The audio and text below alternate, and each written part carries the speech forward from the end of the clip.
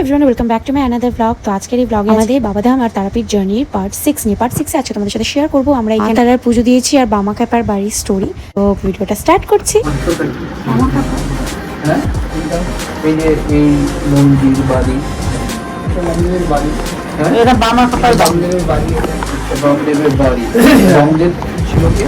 বামদেব ছিলেন তারামায়ের সাধক সাধক। যেরকম রামকৃষ্ণ সেরকমই বামাখ্যাপা। এটা হচ্ছে ওনার, এটা ওনার বাড়ি, সাধকের জন্মবাড়ি। ওনার জন্ম হয়েছিল আজকে এইখানে। যে তারাপীঠটাকে দেখছো, এটা ওনারই সৃষ্টি। জন্ম হয়েছিল আর ওই মন্দিরটাতে আমি পুজো করতে না।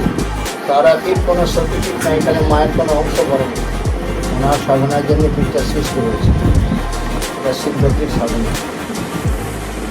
এখানে মানে ধ্যান করতো না, এটা ওনার জন্মবাড়ি। জন্মবাড়ি।